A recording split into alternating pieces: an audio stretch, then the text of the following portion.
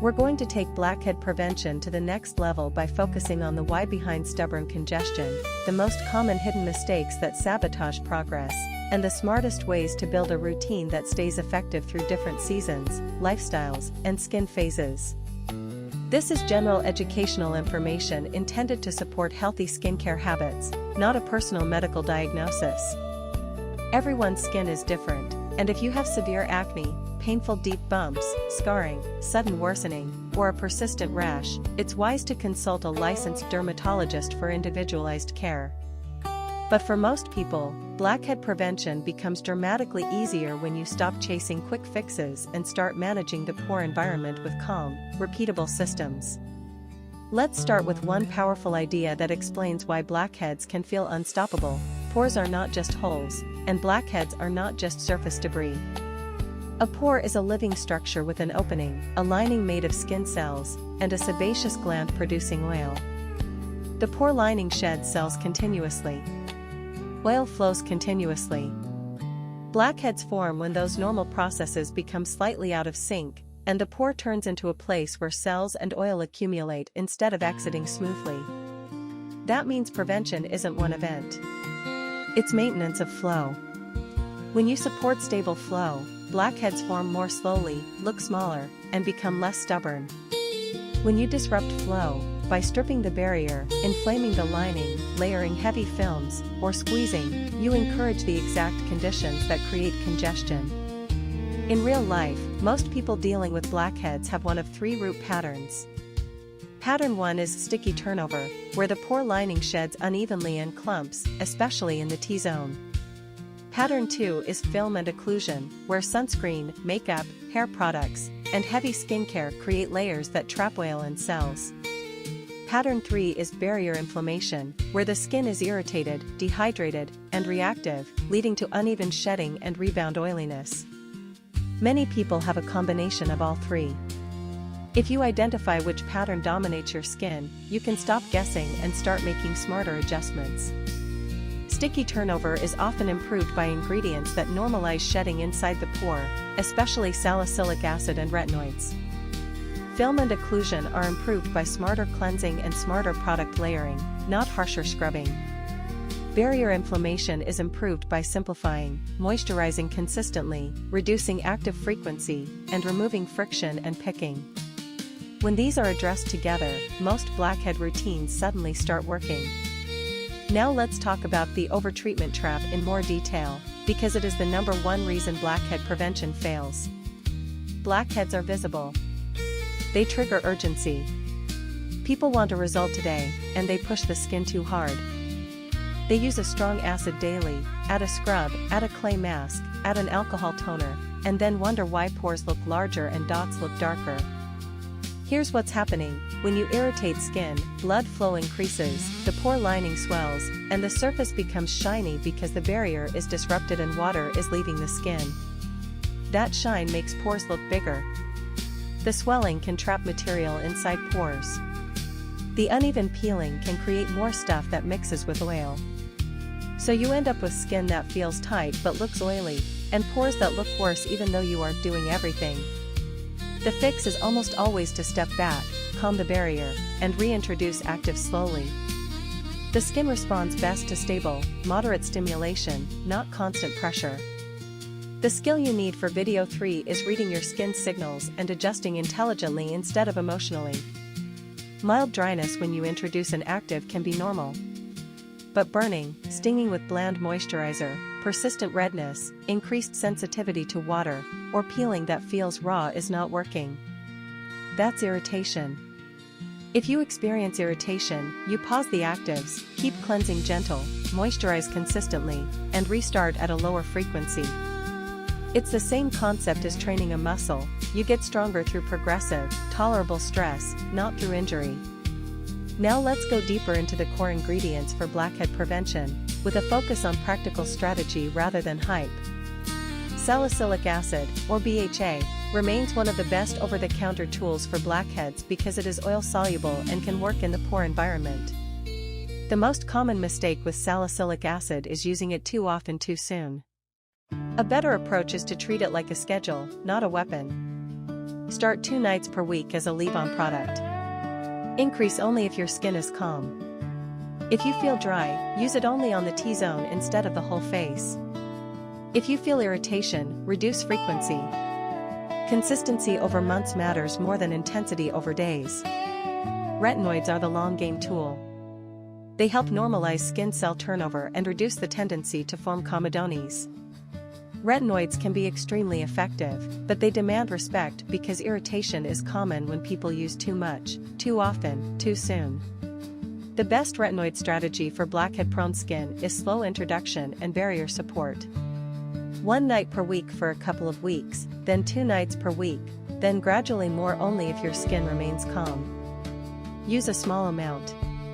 If you are sensitive, apply moisturizer first, then retinoid, then another thin layer of moisturizer. That moisturizer sandwich can make the difference between quitting and succeeding. And a critical safety note remains: if you are pregnant, trying to conceive, or breastfeeding, avoid retinoids unless your personal clinician specifically instructs you otherwise. Some people ask about AHAs like glycolic acid and lactic acid.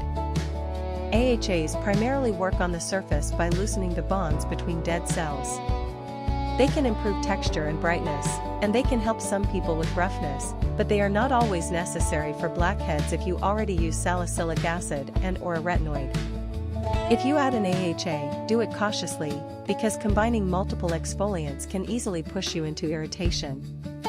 Many people think they need more exfoliation when pores look clogged, but often they need less irritation and better consistency.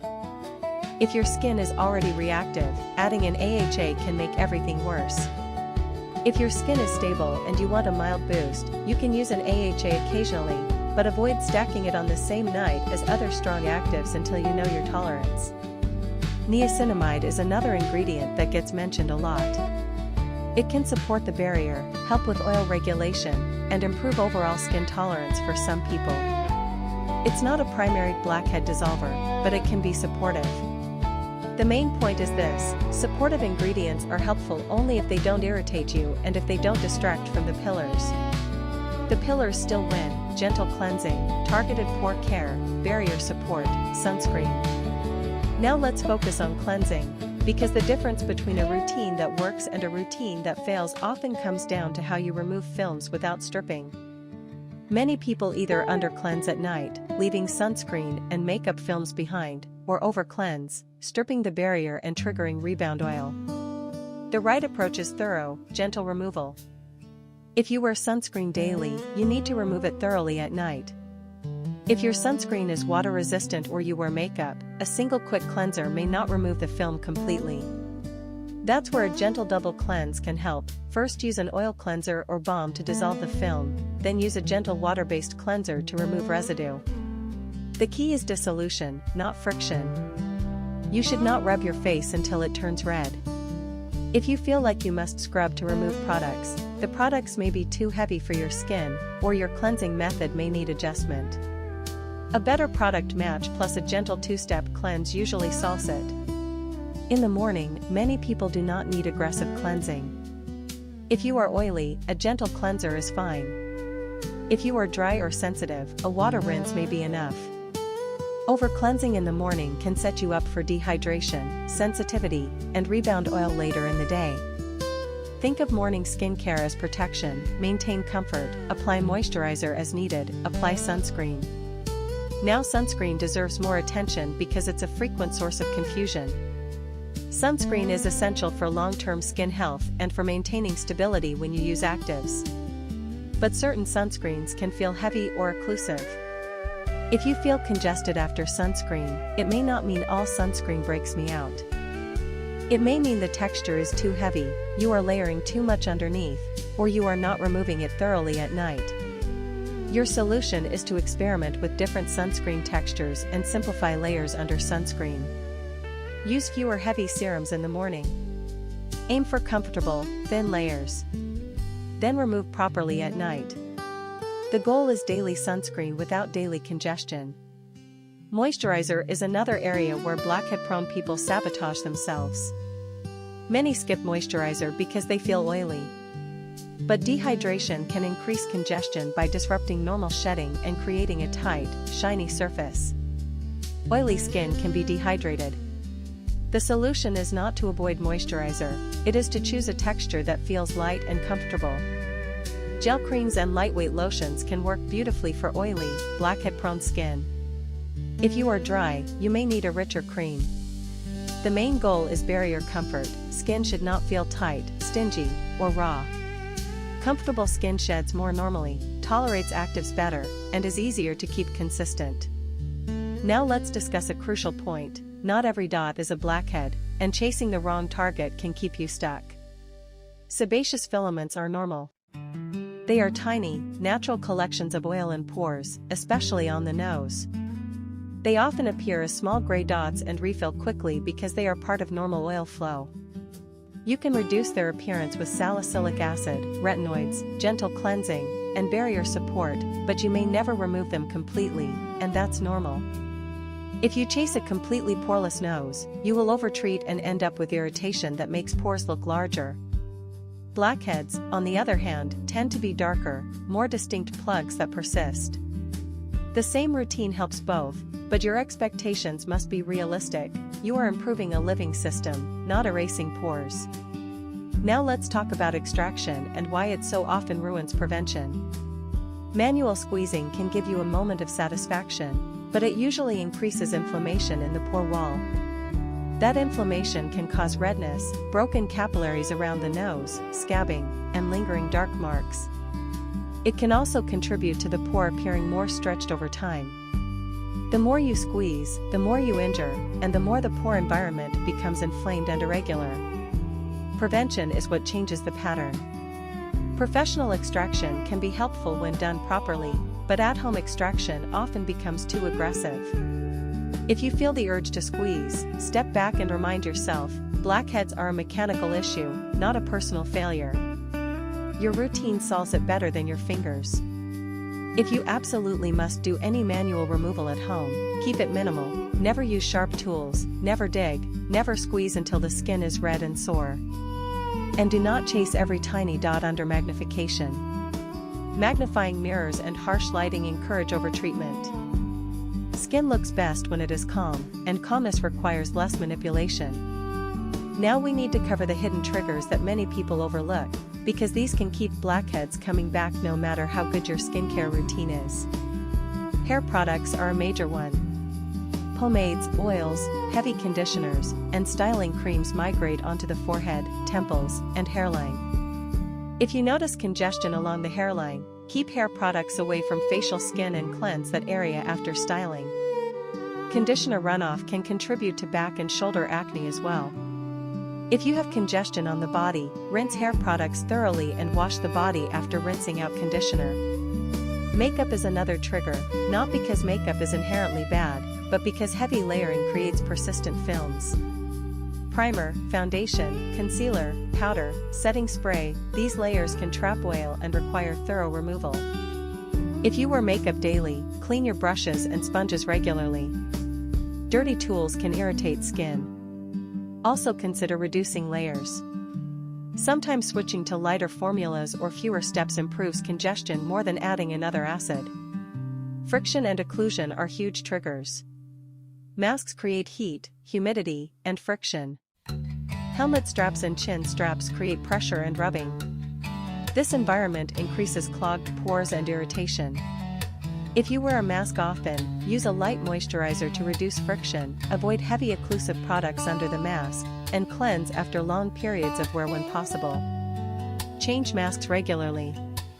Choose breathable materials when you can. After exercise, rinse or cleanse sooner rather than letting sweat and product sit on the skin for hours. Sweat is not dirt, but it can mix with oil and residue and contribute to congestion if it sits too long. Now let's address environment and seasons, because your routine should not be static. In hot and humid weather, oil and sweat increase, sunscreen feels heavier, and cleansing at night becomes extra important. Lightweight layers usually work best.